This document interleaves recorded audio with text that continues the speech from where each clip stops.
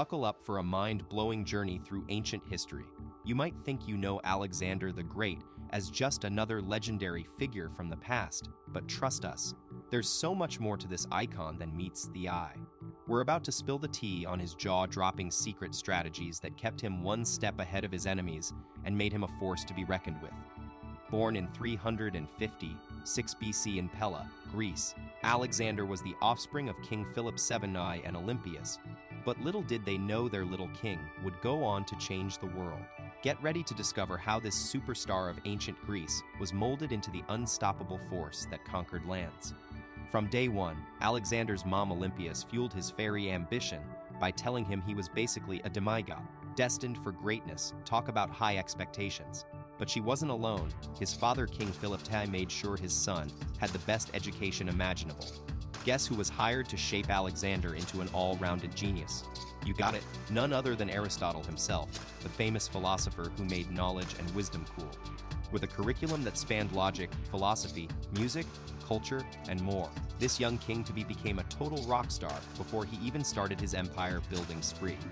Imagine having the coolest dad ever, who just happens to be a rock star king. King Philip VII was constantly on the move, conquering territories and building an unbeatable army. Talk about an awesome role model.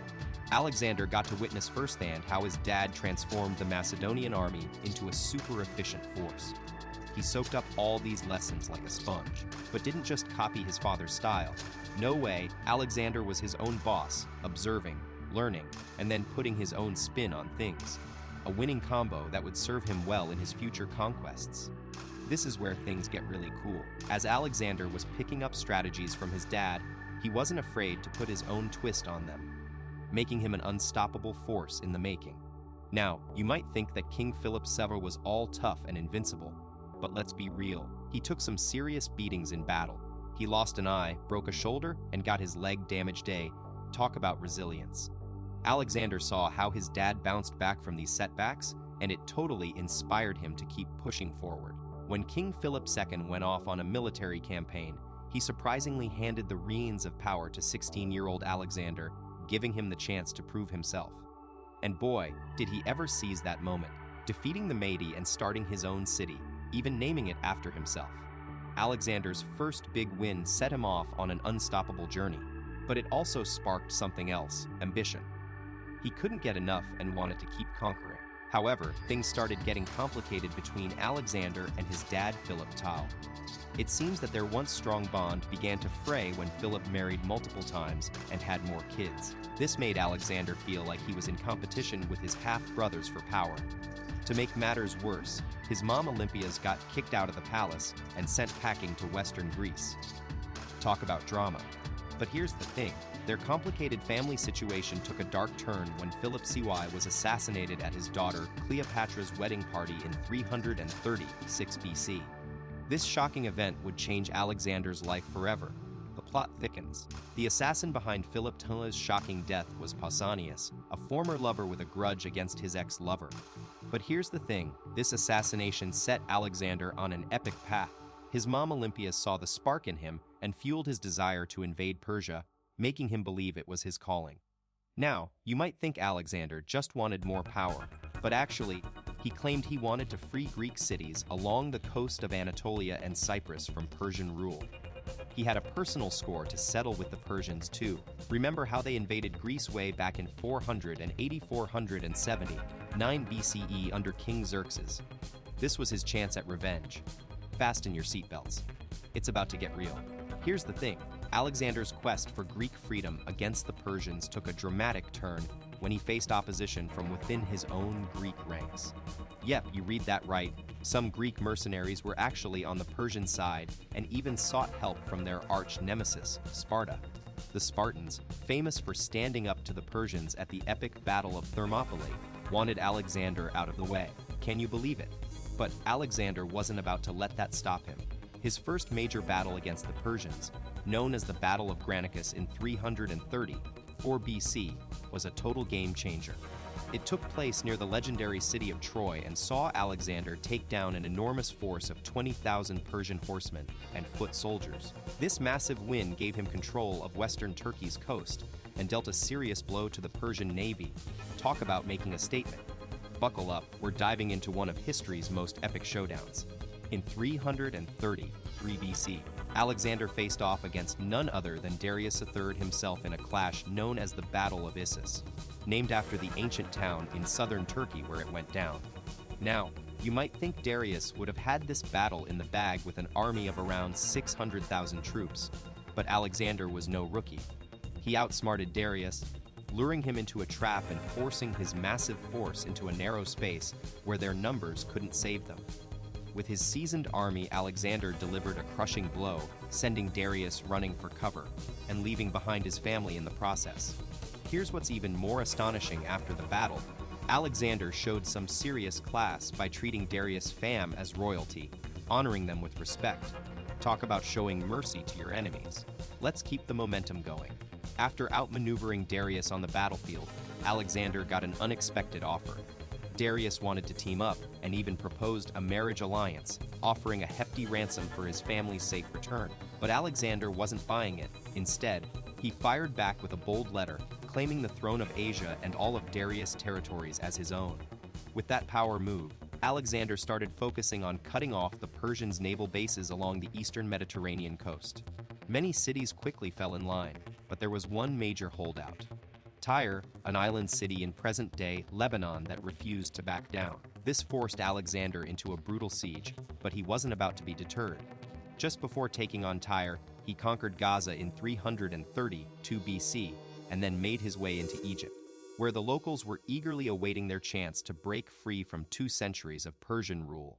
Now we're diving into one of Alexander's most legendary achievements, founding the city that would change history, Alexandria. On Egypt's northern coast, this megastropolis would become Alexander's crowning jewel and his most successful project ever. Get this, he totally took the reins on designing the whole thing, deciding how many temples to build, which gods to dedicate them to, and even laying out the bustling agora, or marketplace. It's clear that Alexander was absolutely passionate about bringing Alexandria to life. Some historians say that after becoming pharaoh in Egypt, he went all in on embracing ancient Egyptian royalty culture, so much so that he likely had himself crowned pharaoh in Memphis, the capital city of old, solidifying his ties with the local people and cementing his status as a true leader. So, Alexander made a bold move. By embracing Egyptian royalty culture and getting crowned pharaoh, he won over the hearts of the locals big time. The powerful priesthood also got on board with his new Egyptian monarchy, which was a huge win for him. But that wasn't all. This strategic step helped lay the groundwork for an epic city, Alexandria at Egyptum, the first major metropolis in his vast empire. As Alexander kept conquering, he went on to establish more cities along the way, each one proudly bearing his name like a badge of honor. However, his unstoppable march came to an abrupt halt in India, where his loyal horse Bucephalus sadly passed away. And let's just say that was a tough loss for Alexander. But here's the cool part: when Bucephalus, Alexander's trusty horse, passed away, his supporters were so heartbroken that they built a whole city in memory of their loyal companion. As for Alexander, he wasn't letting fatigue or exhaustion slow him down. In fact, after conquering Sogdian Rock in present-day Uzbekistan around 327 BC, he met Roxana, the stunning daughter of a local leader. And let's just say it was love at first sight.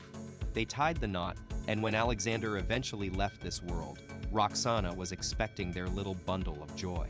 Now, you might think that Alexander would have called it quits after all that travel, but no, he kept pushing forward into what the Greeks called India, which is now Pakistan FYI. Driven by his insatiable curiosity and thirst for adventure, Alexander was on a roll. He formed a powerful alliance with Taxils, the king of Taxila, securing this crucial city as his base to fuel his next moves. In return, Alexander promised Taxils a steady flow of resources, which kept his massive army well fed and supplied. Think of it like ordering pizza for thousands of hungry soldiers. But here's where things get epic. Another local leader, named Porus, stepped up to challenge Alexander with an unbeatable force: 200 mighty elephants. This legendary battle took place in 326 BC along the high Daspus River, and let me tell you, it was about to go down in history as one of the most unforgettable showdowns ever. Check out how Alexander outsmarted Porus. He built an entire navy from scratch, mapped out the territory like a pro, and pulled off a sneaky move, making Porus think he was in the clear. But when Porus mobilized his troops, it turned out to be a major mismatch. Alexander's cavalry was on point, while Porus' cavalry was still learning the ropes. Realizing he had the upper hand, Alexander ordered his soldiers to take aim at Porus' 200 elephants from the sides. This clever tactic sent Porus' cavalry flying, and when his elephant friends got spooked by all the javelins coming their way, they went absolutely wild, trampling both armies in a chaotic stampede that would change the course of history. Now here's what happens next, a real showstopper.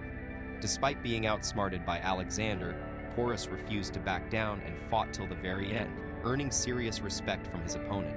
Impressed not only by Porus' bravery, but also his class, Alexander spared his life and even forged an unlikely alliance with him. With his empire now stretching all the way from Egypt to modern-day Pakistan, and even parts of Europe, Alexander had become a global powerhouse. But it seems he wasn't done yet. Arabia was next on his hit list. However, things took a drastic turn when Alexander fell severely ill in Babylon, marking the beginning of the end for this legendary conqueror. Little did anyone know, June 323 BC would go down as the day the curtain came down on one of history's greatest leaders.